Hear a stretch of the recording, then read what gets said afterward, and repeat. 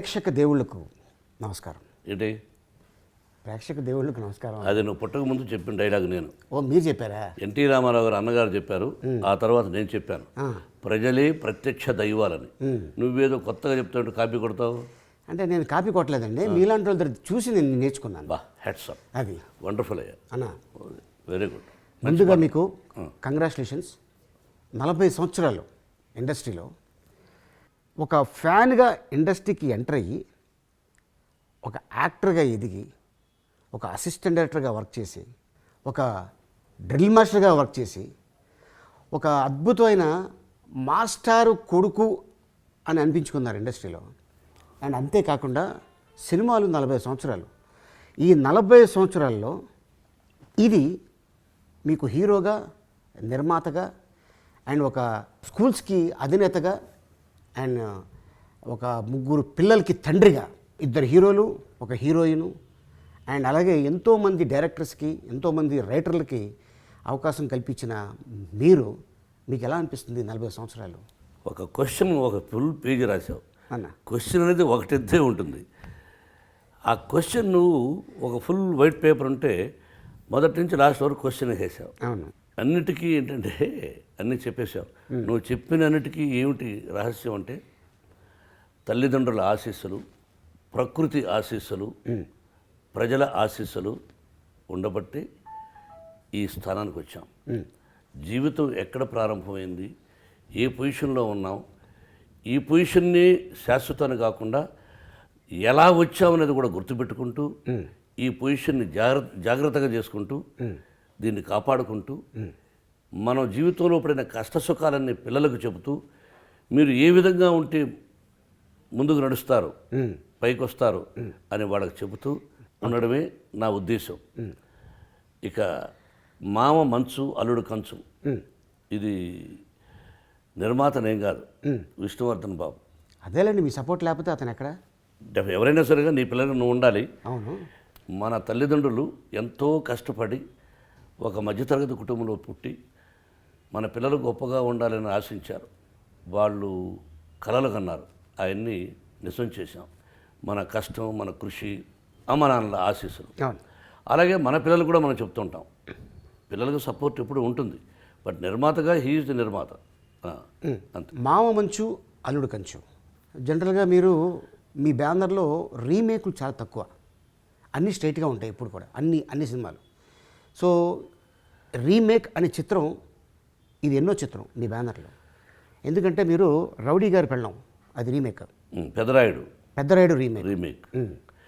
Remake అనే సినిమాలకు first preference ఇవ్వాలని చెప్పేసి ఒకప్పుడు ఎంజీఆర్ గారు చెప్పారు, అన్న ఎన్టీఆర్ గారు చెప్పారు.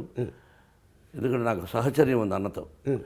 శివాజీ గారు చెప్పారు, నాగేశ్వర గారు చెప్పారు. రీమేక్ అంటే ఆల్రెడీ తీసేసి ఉంటారు, అది బాగుంటే దాన్ని చూసి మన నేటివిటీకి సరిపోయేటట్టు కొన్ని చెరుపులు మార్పులు చేసుకొని సినిమా తీర్చి తప్పలేదు. కాపీ కొట్టకూడదు, దొంగతనం చేయకూడదు, వేరే కాపీలో ఒక సీను కొట్టేయకూడదు, కాపీ రైట్స్ కొనుక్కొని తీయచ్చు. ఆ విధంగా తీసాం. నేను ఒకటే కాదు, భారతదేశంలో టాప్ హీరోస్ కూడా అందరూ కూడా ఆ విధంగా చేస్తుంటారు, హిందీలో కానీ అన్ని లాంగ్వేజ్లో కూడా. ఆ విధంగానే మరాఠీలో ఒక రిలీజ్ అయింది ఈ సినిమా, అత్యద్భుతమైన సినిమా. దాన్ని 2 సంవత్సరాల నుంచి తీస్తే బాగుంటుందని చెప్తే ఫైనల్గా ఈ సంవత్సరం టైం కుదిరింది. ఓకే, భగవంతుని ఆశీస్సుతో తీసాం మామ మంచు అల్లుడు కంచు. ఓకే, మీరు విష్ణు లేకపోతే మీరు మనోజో ఎవరో ఒకళ్ళు ఇద్దరు యాక్ట్ చేస్తే బాగుంటుంది, బయట హీరోలు ఎందుకు అని మీరు ఎప్పుడు అలా అనుకోలేదా? ఈ మామ మంచు అల్లుడు కంచు అనే సినిమాలో నువ్వు ఆల్రెడీ డబ్బింగ్ చూసావు, డబ్బింగ్ చూసి అద్భుతం అన్నావు. నేను వేస్తే అల్లుడు పాత్ర నాకు అల్లుడు అవ్వాలి, నా కూతురుకు మొగుడు అవ్వాలి. కాబట్టి విష్ణు ఆ క్యారెక్టర్ పనికిరాడు, మనోజు పనికిరాడు. ఏదైనా తమ్ముడు వేషం అన్నా అల్లుడు కాదు, కానీ అల్లుడుగా అంటే జనం ఒప్పుకోరనే డౌట్. ఎందుకంటే అక్కడ మళ్ళీ మోహన్ బాబు కూతురు, ఇక్కడ మోహన్ బాబు కొడుకే కదా అనేది ఏదైనా వస్తుందని. లేకపోతే పాత్రని చూడదలుచుకోవాలి. ఒక్కొక్కసారి పొరపాటున అట్లా చూడలేదనుకో దెబ్బతింటాం. అందుకని అల్లరి నరేష్ ని ఇంకో హీరోని పెట్టాం. సో ఏంటంటే కొడుగ్గా కానీ తమ్ముడుగా కానీ అయితే యాక్సెప్ట్ చేస్తారు. సో అందుకోసం నరేష్ని పెట్టుకోవాల్సి వచ్చింది. తమ్ముడికైనా సరే, కొడుకైనా సరే, లేకపోతే అపోజిషన్గా ఇంకోటి ఉండి నీ విలన్గా చేసినా సరే ఓకే ఒప్పుకుంటాను. ఇంతమంది ఉంటే బాగుంటుంది ఈ కథలో అనుకొని అందరినీ గ్యాదర్ చేశారు మీరు. అంటే మీ సపోర్ట్ తోటి మా నిర్మాత విష్ణు, నాకు రమ్యకృష్ణ గారు కావాలి, మీనా గారు కావాలి, కృష్ణభగవాన్ కావాలి, జీవ కావాలి, హీరో నరేష్ కావాలి, పక్కన హీరోయిన్ పూర్ణ కావాలి, ఆలీ కావాలి, ఇలాగ ఎంతోమందిని ఆల్మోస్ట్ ఆర్టిస్టులందరినీ గ్యాదర్ చేసి తిరుపతి తీసుకెళ్ళి అక్కడ షూటింగ్ చేశారు. బట్ నేను గమనించాను, చాలా భయంకరమైన ఎండలో మీరు ఎక్కడ కూడా ఇరిటేట్ అవ్వకుండా ఆర్టిస్టులందరినీ సపోర్ట్ చేసి, ఏమయ్యా ఎవరికి ఏమీ తక్కువ రాకూడదు, తీసుకొచ్చారు షూటింగ్ చేసుకుంటున్నారు ఇబ్బంది పెట్టి అనే మాట నాకు రాకూడదు అని మీరు చెప్పి అందరికీ ఏం కావాలో ఫెసిలిటీస్ ఇచ్చారు. చాలా అద్భుతమైన, ఎందుకంటే అది మీరు ఎవరిదాన్ని నేర్చుకుందని నాకు తెలియదు, కానీ ఒక ఆర్టిస్ట్ని గౌరవించడంలో మీ తర్వాతనే ఇంకెవరైనా సరే. Thank you Ali. ఇప్పుడు హాఫ్ ది స్క్రీన్ మనం ఏమన్నా మాట్లాడుకోవచ్చు. నా ఇంటికి నువ్వు వచ్చినప్పుడు నేను గౌరవించాలి. నా విద్యాలయాల్లో బిడ్డలు చదువుతున్నారంటే ఆ బిడ్డలను నా బిడ్డలుగా చూసుకోవాలి. మన ఇంటికి వచ్చినప్పుడు నా సంస్థలో నా పక్కన నువ్వు చేస్తున్నప్పుడు నేను నిన్ను ప్రేమగా చూసుకోవాలి. నువ్వు బాగా చేయకపోతే దర్శకుడు చూసుకుంటాడు, నా బాధ్యత కాదు. కరెక్ట్. నువ్వు డీసెంట్గా టయానికి వస్తున్నావు, డీసెంట్గా వెళుతున్నావు. నీకు నిర్మాతగా విష్ణు తరఫున నుంచి నేనుగా విష్ణు తండ్రిగా ఏం కావాలి, మీరేమి గొంతెమ్మ కోరికలు కోరరు. ఆ శుచిగా శుభ్రంగా భోజనం ఉన్నదేదో నీట్గా పెట్టగలగాలి, గౌరవంగా చూసుకోవాలి. అందులో ప్రతి ఆర్టిస్టు డబ్బు కోసం డబ్బు కావాలి, దాంతోపాటు పద్ధతులు కావాలి, గౌరవం కావాలి. నాకు అన్నిటికంటే మించి మీ మదర్ అంటే నాకు బాగా ఇష్టం. నేను ఆవిడ ఎప్పుడు కనిపించినా కాళ్ళకి నమస్కారం చేస్తాను, అది అవసరం. ఇప్పుడు నేను మోహన్ బాబు గొప్ప నటుడిని, అది ఉన్నాయి ఇది ఉన్నాయి, ఆలీ మదర్కి ఏంటంటే మీ మదర్ అయినా మా మదర్ అయినా ఒకటి. అందుకే ఇప్పుడు కనిపించిన అమ్మ దువా చేయి, అల్లాకి ఆశీర్వాద్ ఇన్షా అల్లా అని ఆవిడకి దండం పెడతాను. అదే కదా మీ దగ్గర సంస్కారం. అంతే, మీ సంస్కారం మీ పిల్లలకు వచ్చింది. Thank you. సో ఇండస్ట్రీలో ఇంతమంది హీరోయిన్లు ఉన్నారు, మీరు రమ్యకృష్ణ మీనాని ఎందుకు ఎన్నుకున్నారు? ఈ పాత్రకు కరెక్ట్గా సరిపోతారు వాళ్ళు. అంటే వేరే హీరోయిన్లు పడతారా? పరికరాలు. అంతేకాకుండా అల్లరి మొగుడు ఇంతకుముందు మాది సిల్వర్ జూబ్లీ. ఇప్పుడు సిల్వర్ జూబ్లీ అంటే 3 వారాలు సిల్వర్ జూబ్లీ, అది 3 వారాలు. అప్పుడు సిల్వర్ జూబ్లీ అంటే 25 వారాలు గోల్డెన్ జూబ్లీ, 50 వారాలు. నా సినిమాలు 50 వారాలు ఆడాయి.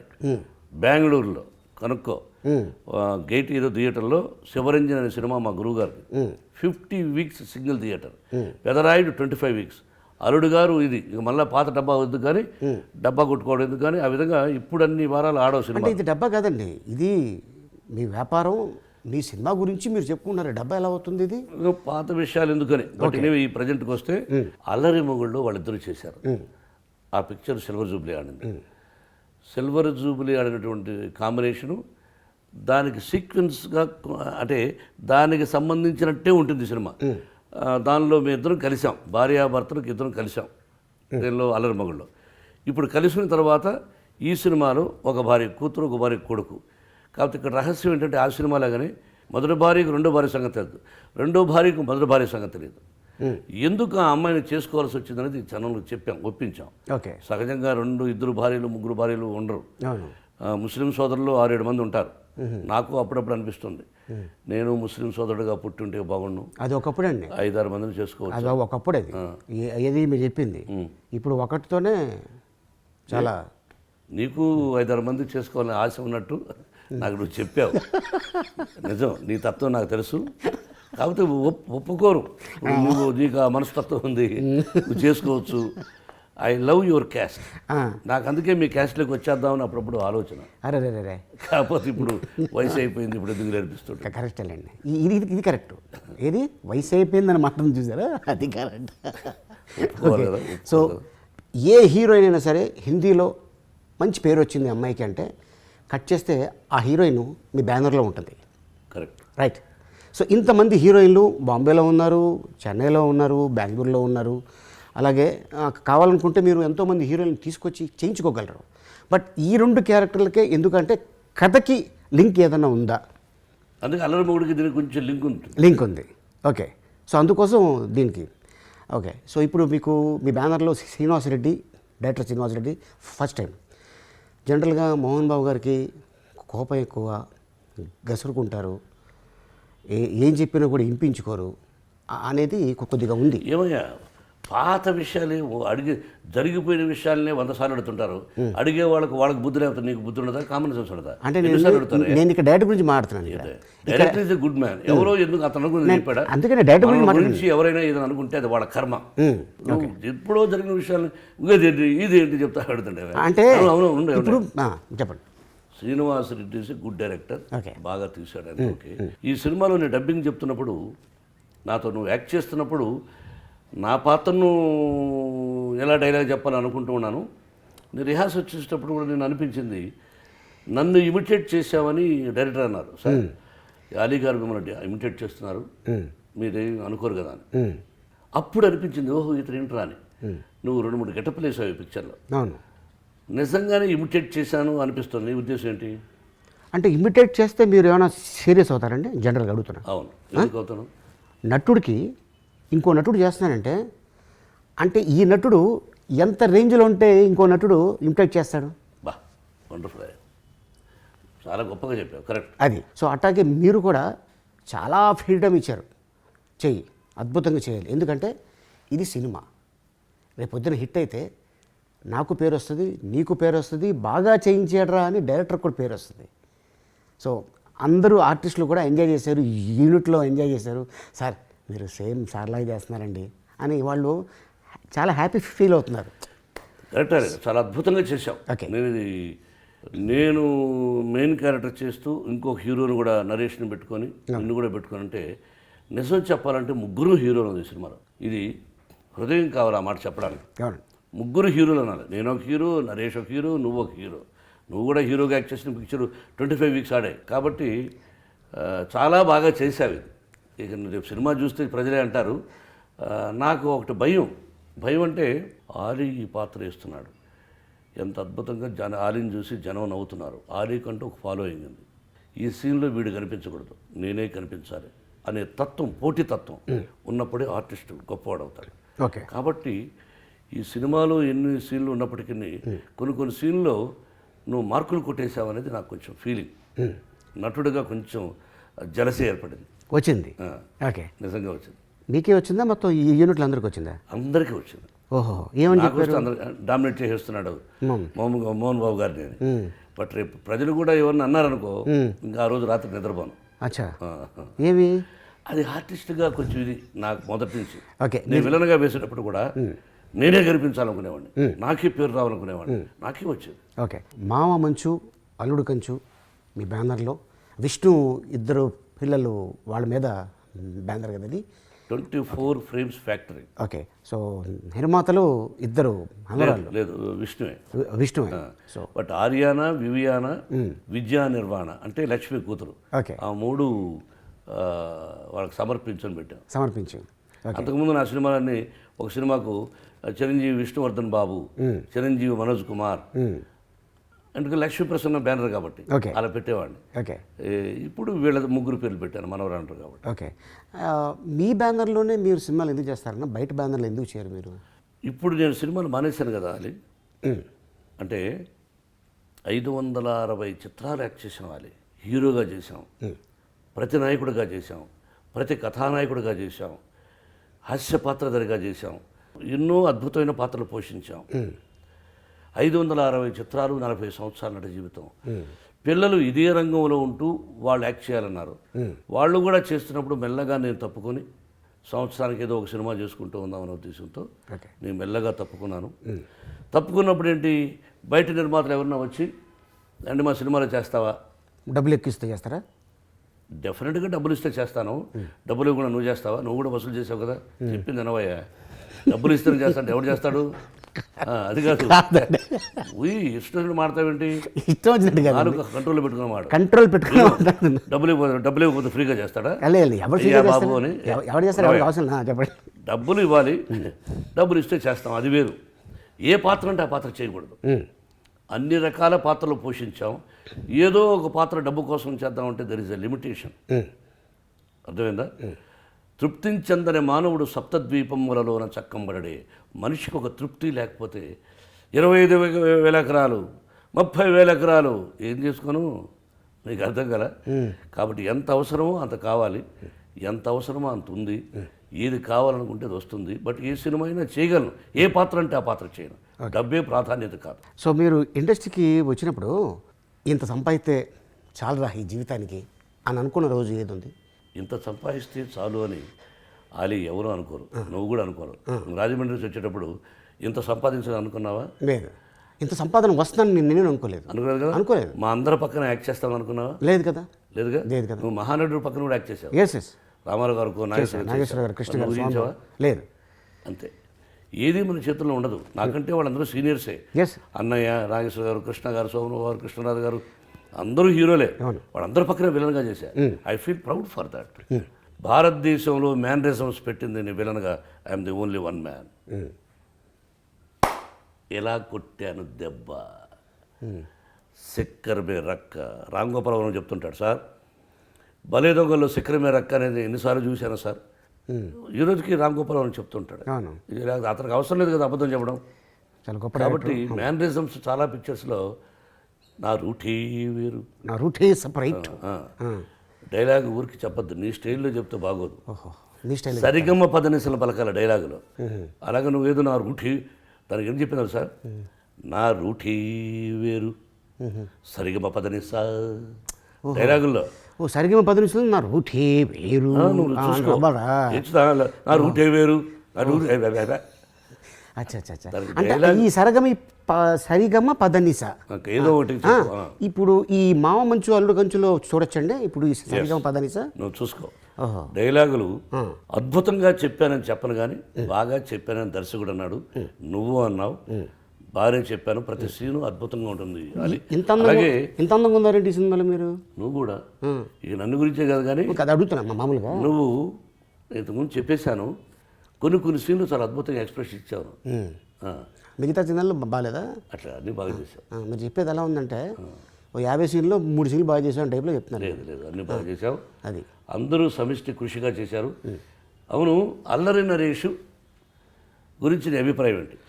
He's very good timing actor అండి. కొంచెం మోస్తావా? మనం మాట్లాడేది 2 తెలుగు రాష్ట్రాల ప్రజలు సినిమా చూడాలి.